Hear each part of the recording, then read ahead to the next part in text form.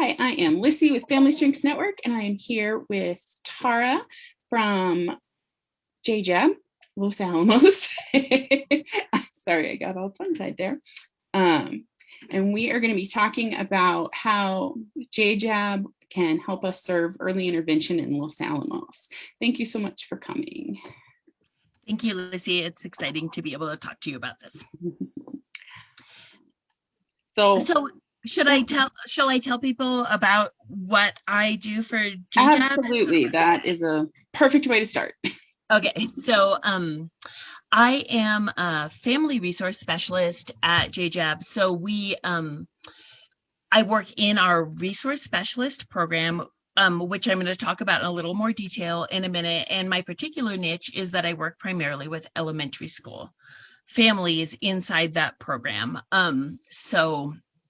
And like, as I'll talk about a little bit more, like I do work with families that have preschool children in that capacity in kind of a sideways way. So that's my role at JJAB. And we have resource specialists who work primarily with middle school students and primarily with high school students. And, you know, we all mix it up a little bit, but there's a number of us in that program, and elementary is my wheelhouse.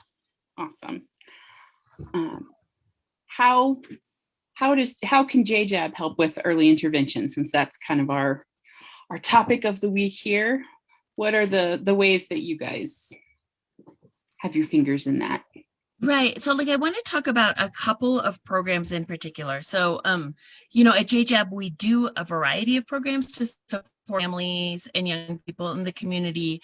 And the most relevant ones for this audience are going to be our Dolly Parton Imagination Library program and the Resource Specialist program, which is the one that I work for. So I'm going to hit Imaginations Library up front a little bit so to make sure people hear about that. So the Imagination Library is a program that's targeted at families with kids 0 to 5 years, so like until their 5th birthday.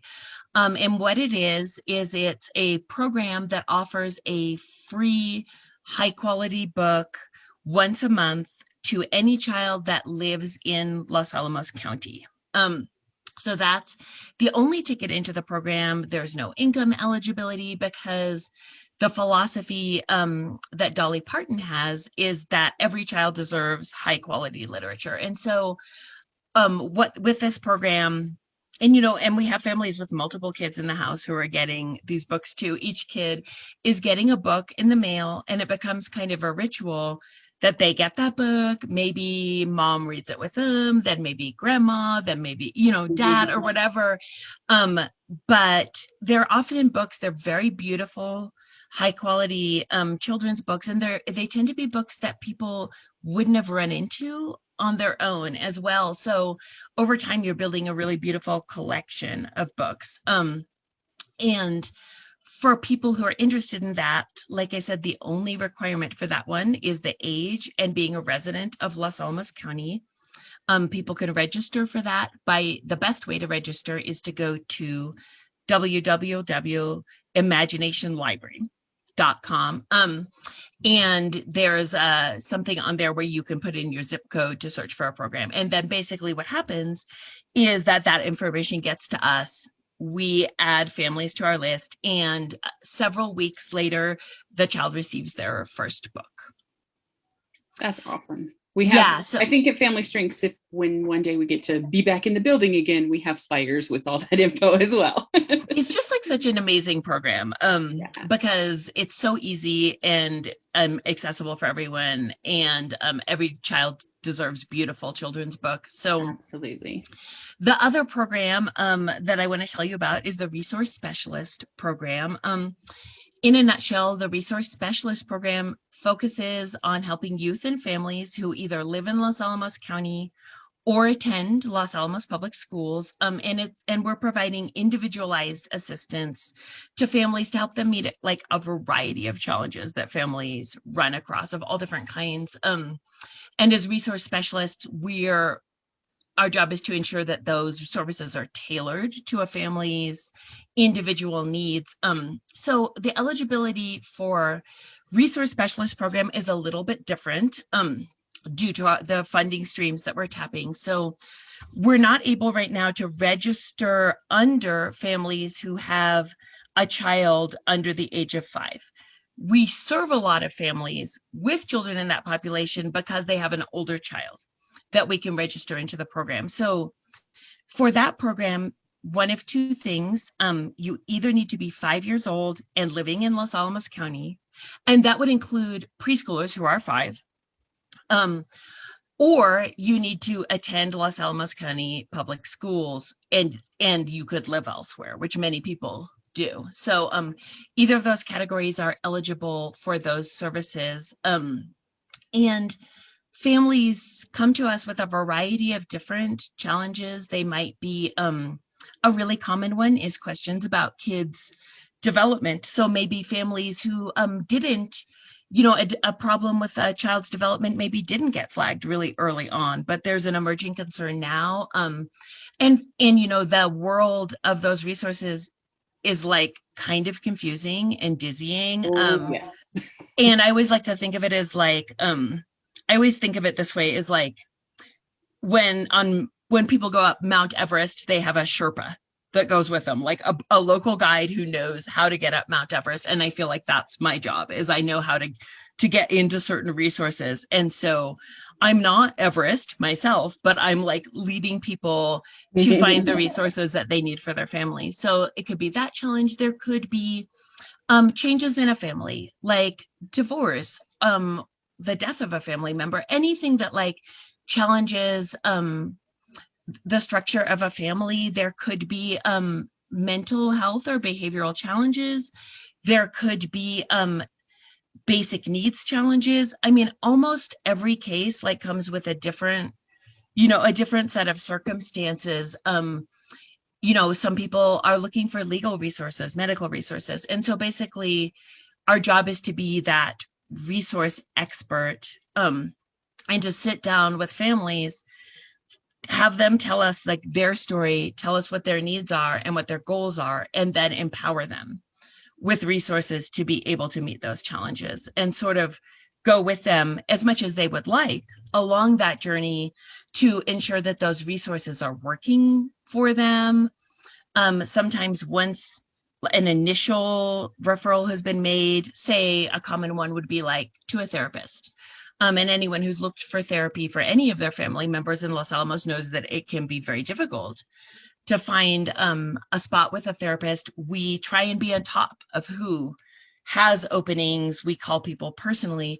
So if we maybe make a connection like that, a couple months later, we might look back and be like, I wonder if this child would also benefit from some recreational activities, or would they benefit from a big brother's, big sister's mentor? If there's younger children in the family, like we could be making referrals to other organizations in Los Alamos that serve those families, such as Firstborn or Las Cumbres, and then, helping them to get those needs met and any other needs that are going on in the family. Basically, so it's like almost any kind of challenge that a family could be experiencing, which could be addressed at least in part by a resource. That's our wheelhouse in the resource specialist program. Another good thing. Oh, go ahead. Oh, I have used the resource specialist program, and I kind of felt like you guys were a jumping off point, and also the ability to not jump off alone. Yes. Which was so helpful. Yeah, and I had a question that I was just like, I don't even really know what I'm looking for, because I had a kid who had vision issues, but not anything that an optometrist found. And Danielle helped me find vision therapy specialists and helped me find, like, it was great to have a team working on this instead of just being alone in an unknown world.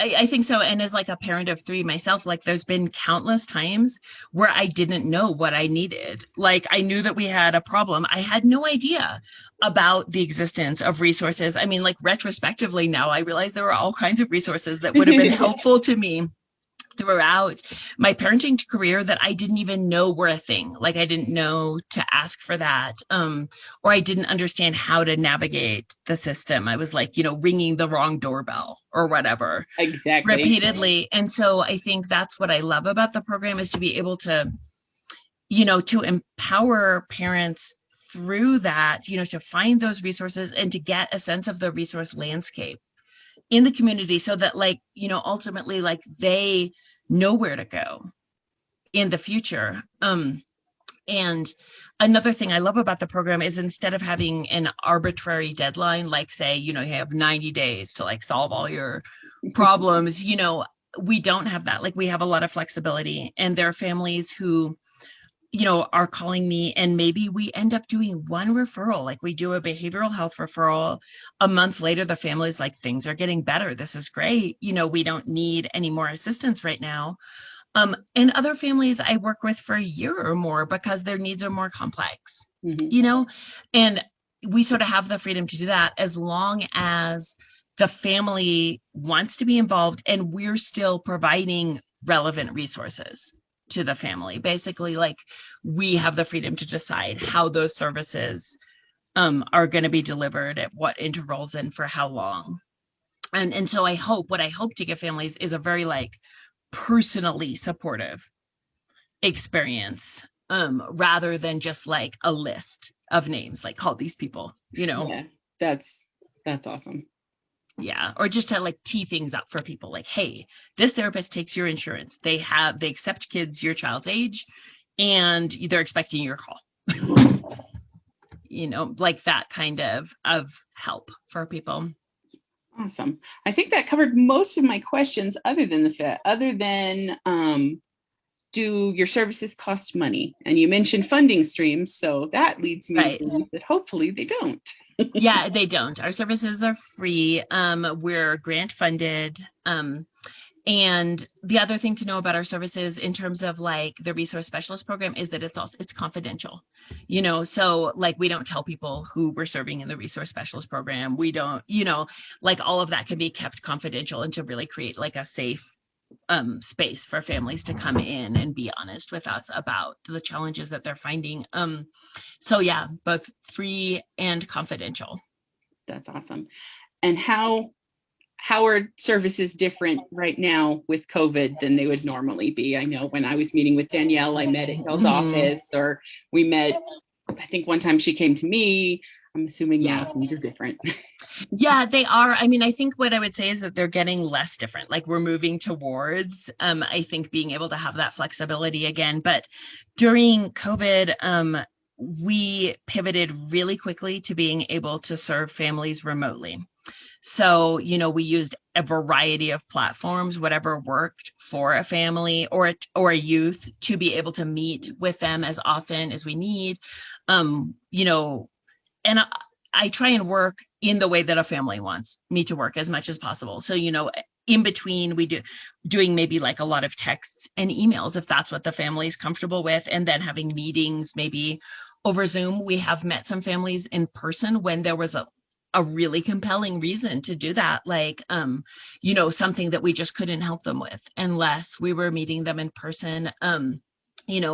So we've always had that flexibility, and with increasing vaccinations and schools being reopened, we're moving steadily and carefully, with safety very much in mind, but in the direction of being able to provide our services in person again as much as we would like to. But and that can mean in our office, at a park, at Starbucks, at someone's house. We're really trying to work with what's comfortable for families. That sounds fantastic. Well, thank you so much. Are there any other things you wanted to throw in about JJAB?